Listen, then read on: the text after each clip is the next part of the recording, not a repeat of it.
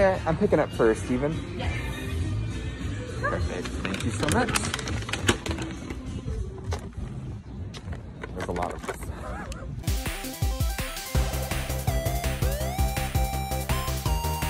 Hello, good morning everyone, welcome back. My name is Steven, if you do not know my face, thank you so much for clicking on this video. If you do know my face, thank you for clicking on this video again. I am making an intro because...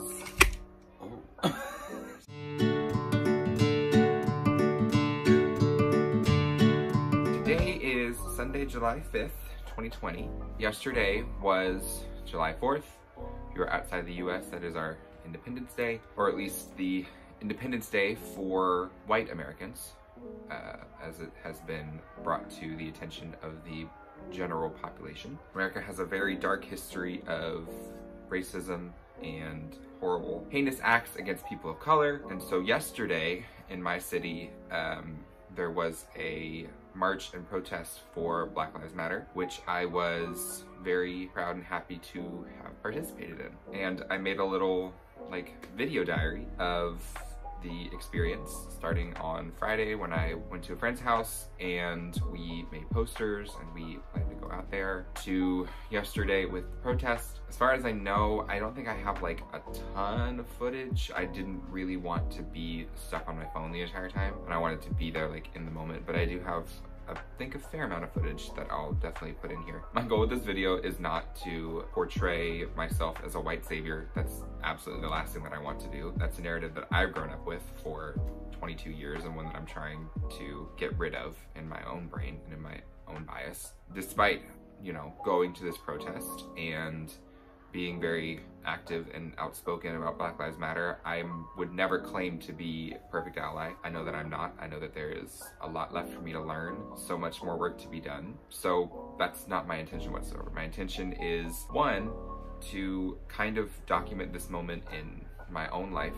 I'm feeling very pulled and called towards activism and social justice. It's something that I'm incredibly passionate about, not just Black Lives Matter, but social justice initiatives in general, whether that be queer rights, indigenous rights, women's rights, reproductive health, economic inequality, climate change, environmental equality. All of those things is something that I'm very, very passionate about. This was kind of my first active foray into peaceful protest, marching for something that I truly, truly believe in and truly, truly care about. So I wanted to document the video for myself. And I guess also I wanted to put this together to maybe show other people who look like me, give them a face, a young face of someone that they can listen to their experience, and maybe, hopefully, I can open some hearts and open some minds just a little bit to hopefully start making this country and this world a better place. I know that that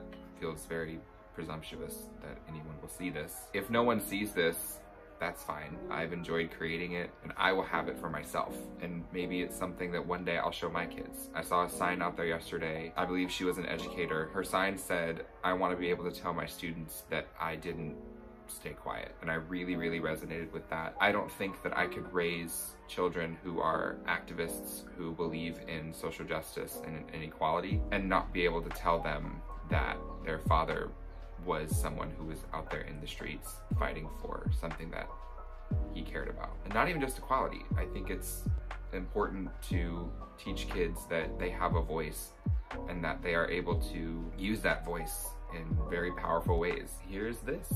Please enjoy.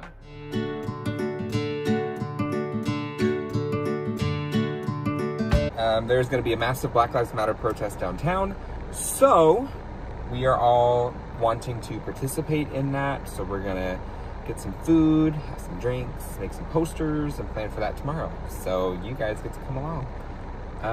Hope you enjoy. Let's go. I knew how much food I was ordering and how many people I was ordering for. But this is more than I was expecting, for sure. But oh well. Thank you. You're all in the vlog. My name's Mary Chamberlain. Marshall. Mary Chames. Ew, gross.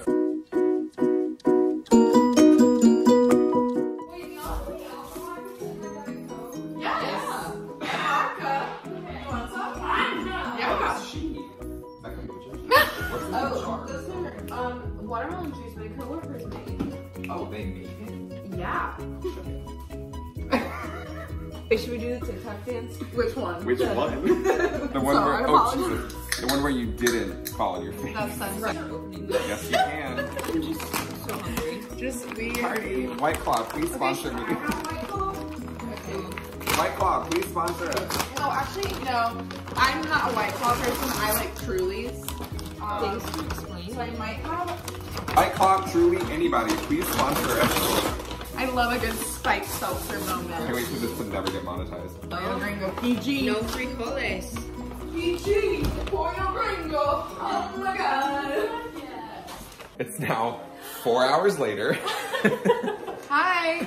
We've We're had- gonna make some science. We've had dinner and drinks and talked about life. And now we're gonna make posters for the protest tomorrow. And you get to come along, so here we go.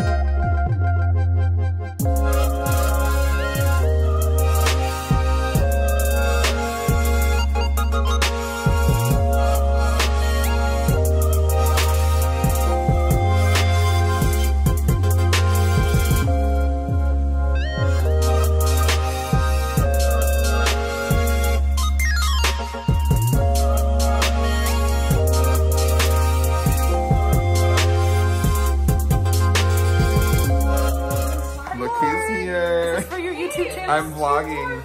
We're vlogging the experience. Mary, say hi. Hey. And Carson. It's a new look. Good morning. I did not finish filming anything last night. Number one, because my phone was about to die. Number two, because I got home at like 1 a.m. The poster making process took a little longer than I thought it would. And then I was just hanging out with people and chilling and catching up. I'm planning for today, happy 4th. It's gonna be very different this year. I grew up feeling very patriotic about this, and Joey's about to kill me if I don't feed him. Give me a sec. Oh God. The conscious decision to start filming directly getting out of bed, yes it was, but you know what? We're gonna go with it. Happy 4th, like I said. I think it's important to note that this one is gonna be and feel very different. Today I am going to my first ever protest, and I'm actually genuinely excited. I was talking with my friends that I'm going with last night, and they were kind of saying how they are nervous to go with everything that we've seen with police instigating violence, also with coronavirus. And I said, that is true and those are legitimate concerns, but keep in mind that we have the privilege as white people to have those concerns and to potentially make a decision to not go to this protest because of those concerns. But I think it's more important to use that privilege to go to the protest and to have our voices heard. And they all agreed. It was none of what they were saying was malicious at all, and I love them a lot as my people. It's just something that I brought up. But today I'm not heading over to their place until like 1-ish, and the protest doesn't start until like 4. So I'm not gonna do like a daily vlog because that's not what this is. But I am just gonna chill out. I'm gonna get some supplies together for the protest and the march. Spend some time with this little munchkin. Guess what? It's someone's gotcha day. It's someone's gotcha day. You wanna say hi again? I love you. You've been with me for a whole year. I got him, or I found him actually a year ago today, last year's July 4th. I went to Waffle House for breakfast with my old roommate. Get out of the car, and I looked underneath another car that was parked next to ours, and I saw him underneath it. He was all tiny. He was like 3 months old. He was all little, and it was like 11:30 and already like 95 degrees. So I was like, oh, we need to make sure that he doesn't die. And then we asked around, and he didn't belong to anybody. One of our neighbors had found him too, and he had gotten out from there. My roommate already had a cat, but I knew that she was gonna be leaving Nashville at some point and taking her cat with her, and I didn't want to be alone. So that's how I got him, and it's been a journey, but I love him. Love that little yeah, I'm gonna get ready for my day and plan some things and get some supplies together. I'll probably show my little supply kit later, but other than that, thanks for sticking around. By the way, this is gonna be excessively like overdone probably, and I'm probably gonna sound very paranoid, but like, better safe than sorry. Start off, I have this very large water bottle that I've had for I think about a year now. I love this water bottle though. Nice and big, and it's good metal, so it's sustainable, and keeps stuff very cold because I like really, really cold water. First aid kit, again, paranoid probably, but better safe than sorry.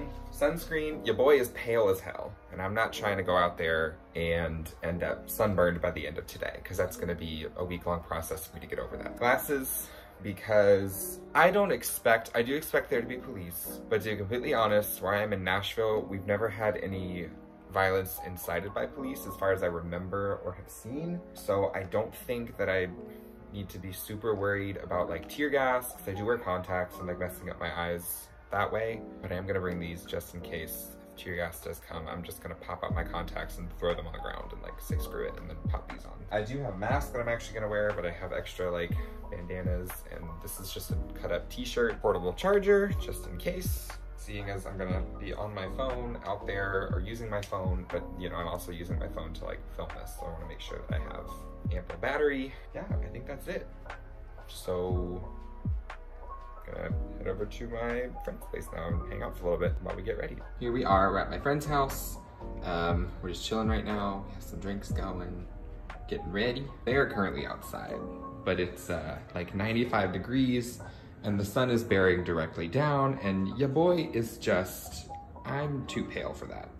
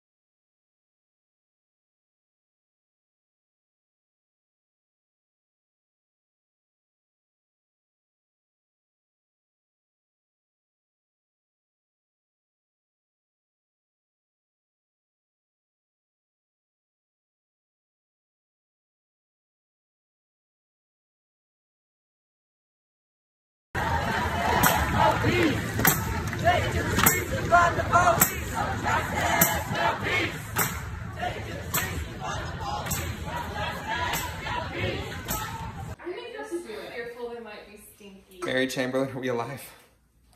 Are we alive? No, Clear.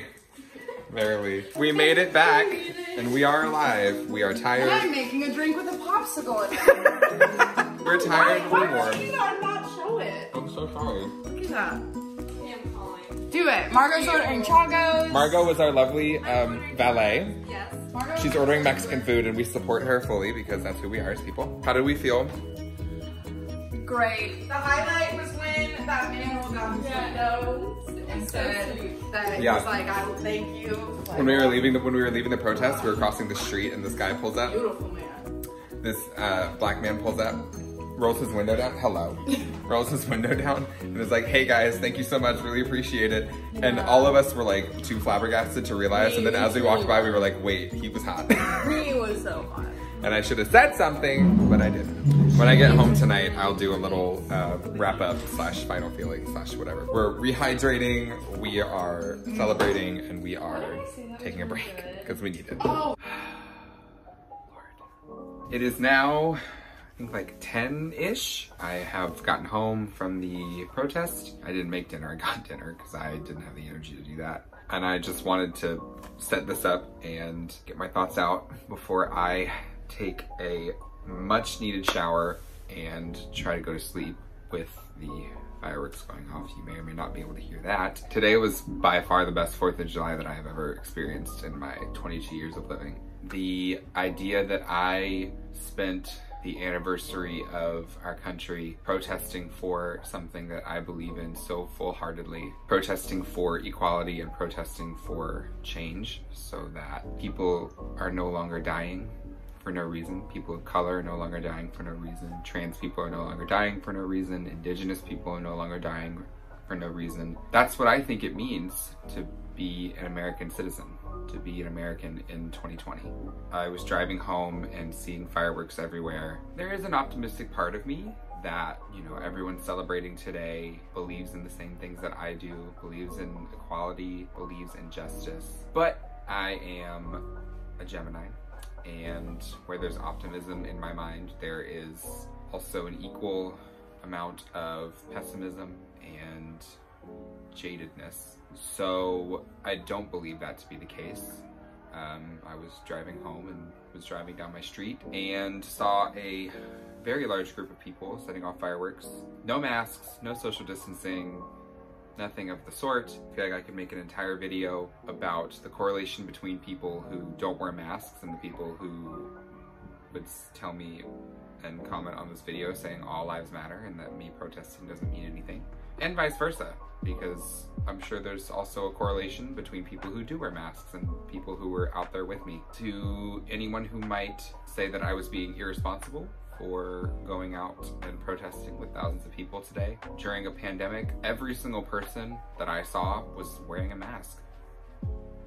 If a group of thousands of people can wear a mask while protesting for equality and to find and make change in the system, to defund police, to abolish ICE, to get justice for Breonna Taylor, George Floyd, Elijah McClain, Ahmaud Arbery, countless other names that at this point I am too tired to remember off the top of my head. You can wear a mask to go to Publix or Kroger or Costco or Target. It's not hard. There is ample evidence to prove that wearing a mask, it doesn't affect your breathing. It doesn't affect your breathing, it affects your ego. It affects what you believe that you are entitled to. That's a bit of a tangent, but it does kind of tie into the point that I'm trying to make. I don't want this to come across as me trying to play the role of white savior or anything like that. My hope is that anyone who sees this will listen to what I have to say and see the images that I add to this video and start to open their hearts and open their minds. Research, talk to people who are people of color, talk to people who are queer, talk to people who are trans. Open your circle to people who are different than you, and understand that because you haven't experienced something yourself doesn't mean that it doesn't exist, and doesn't mean that it doesn't hurt someone else and that their experience is invalid because you haven't experienced it, because that's not your experience, it's theirs. It's not an opinion that they have. Black people in this country have been dealing with these issues for 400 years at the hands of people who look like me.